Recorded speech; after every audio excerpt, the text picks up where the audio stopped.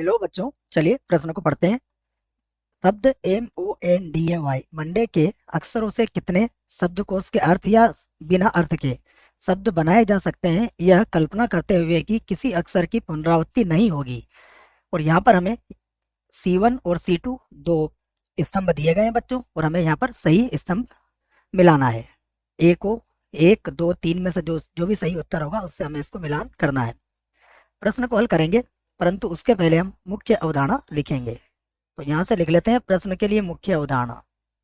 मुख्य अवधारणा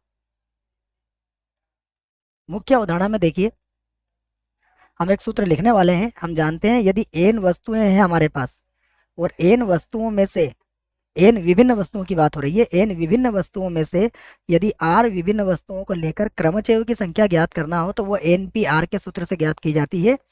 और ये बराबर होता है n का क्रम गुणित बटे में आता है r का क्रम गुणित, और n माइनस आर पूरे का होता है क्रम गुणित। तो यह सूत्र हमें याद रखना है इस प्रश्न के लिए। आइए अब हल करते हैं इसको। यहां से करते हैं इसको हल बच्चों। सबसे पहले लिखते हैं मंडे, MON,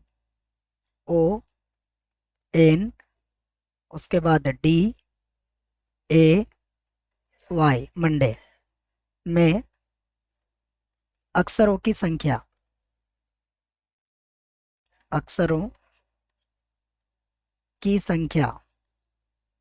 देखो इसमें अक्षरों की संख्या कितनी है, इसमें अक्षरों की संख्या है 1, 2, 3, 4, 5, 6। अक्षरों की संख्या कितनी है इसमें, 6 है।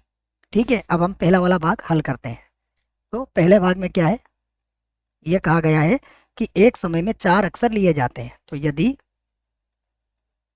यदि एक समय में 4 अक्षर 4 अक्षर 4 अक्षर का प्रयोग किया जाता है, किया जाता है, तब शब्दों की संख्या, तब शब्दों की संख्या। देखो शब्दों की संख्या क्या होगी, हमारे पास 6 शब्द हैं, सॉरी बच्चों 6 अक्षर हैं, और 6 में से हमें कितने का प्रयोग करना है बच्चों, 6 में से हमें 4 का प्रयोग करना है। तो 6 P 4 हो गया। इसको हल करने के लिए मैंने सूत्र लिखवा दिया, ये होता है 6 का क्रम गुणित, और बटे में 6 में से 4 गया तो कितना हो जाएगा, 2 का क्रम गुणित। इसको हल करेंगे तो हमें पता है 6 को जब हल करते हैं तो 6 गुणा 5 गुणा 4 गुणा बच्चों ये 1 तक खोलेंगे। इसको मैं लिख देता हूँ, चलो 6 गुणा 5 गुणा 4 गुणा 3 गुणा 2 गुणा 1 है ना, 1 तो मैंने लिखा नहीं है। और इसको भी लिखेंगे तो 2 गुणा 1 अर्थात ये 2 हो जाएगा, तो ये 2 से 2 कट गया। इसको गुणा कर लेते हैं हम, तो ये हो जाएगा 4 3 12 और 6 5 30, 12 36, 360 आ जाएगा। तो देखते हैं 360 कहाँ है। तो इसके लिए हमारा उत्तर होगा 360। ठीक है, अब एक ही समय में सभी अक्षर लिए जाते हैं। ठीक है, तो यहाँ पर लेते हैं हम बी, और बी के लिए लिखते हैं शब्दों की संख्या। बी के लिए शब्दों की संख्या। तो इसके लिए जब शब्दों की संख्या लिखेंगे तो देखो 6 में से आपको पूरे 6 अक्षरों का ही प्रयोग करना है। तो ये किसके बराबर होगा, ये बराबर होगा 6 का क्रम गुणित, और बटे में आएगा 0 का क्रम गुणित। 0 का क्रम गुणित का मान कितना होता है, इसका मान तो 1 होता है। तो जब इसको खोलेंगे तो देखो ऊपर खोल रखा है हमने 6 गुणा 5 गुणा 4 गुणा 3 गुणा 2, तो ये कितना हो जाएगा बच्चों 7 360। तो ये आया था 2 कट गया था, अर्थात 720 होगा ये, क्योंकि 360 ऊपर ही लिखा हुआ है, 2 से गुणा ही तो करना है आपको। तो 720 आया दूसरे के लिए। देखते हैं इसका कहाँ मिलेगा आपको। तो इसके लिए पहला वाला उत्तर होगा। अब ये कहा गया है कि सभी अक्षरों का प्रयोग किया जाता है, परंतु पहला अक्षर क्या है, एक स्वर है। तो सी के लिए देखिए, सी के लिए 2 स्थितियां बनेंगी बच्चों। पहली स्थिति में क्या करेंगे हम कि यदि यदि पहला अक्षर, यदि पहला अक्षर क्या है, देखो पहला अक्षर ओ है, पहला अक्षर ओ है, तब तब शब्दों की संख्या, तब शब्दों की संख्या,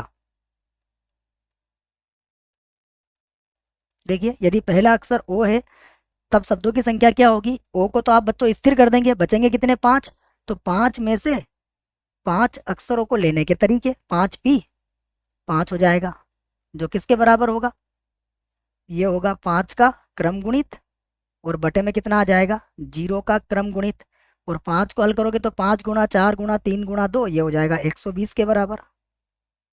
ठीक है, पांच को पांच चार तीन दो एक करोगे तो ये 120 हो जाएगा। और इसी प्रकार हम लिख सकते हैं कि यदि यदि पहला अक्षर, पहला यदि पहला अक्षर ए है, ए है, तब तब शब्दों की संख्या, तब शब्दों की संख्या, यदि पहला अक्षर ए है तब शब्दों की संख्या। देखो यहाँ पर भी वही होगा बच्चों, यदि ए को स्थिर कर दोगे तो बचेंगे पांच, तो तरीके क्या होंगे, पांच पी पांच बराबर कितना आ जाएगा, 120, तो हमारे पास कुल शब्द कितने हो जाएंगे, यहाँ लिख सकते हैं हम कुल शब्द, कुल कुल शब्द, देखिए 120 प्लस 120 बराबर कितना हो जाएगा, बराबर हो जाएगा 240। तो 240 के लिए ये आ गया हमारे पास, तो हमारा उत्तर क्या आ गया बच्चों, ए के लिए क्या आया, देखो तीन है, बी के लिए कितना है, देखो ए के लिए तो तीन हुआ, बी के लिए एक हुआ और सी के लिए दो हुआ, तो मैं लिख देता हूँ कि ए के लिए तो हमारा उत्तर कितना आया, ए के लिए हमारा उत्तर है तीन, ठीक है, बी के लिए, बी के लिए हमारा उत्तर कितना आया था, फिर देख लेते हैं एक बार, बी के लिए हमारा उत्तर आया था एक, ठीक है, तो बी के लिए उत्तर आया था एक, और सी के लिए हमारा उत्तर कितना आया, सी के लिए हमारा उत्तर आया दो। तो ये हमारे प्रश्न का क्या है, ये हमारे प्रश्न का उत्तर मैंने दे दिया है। मुझे आशा है बच्चों प्रश्न का उत्तर समझ में आया होगा। धन्यवाद।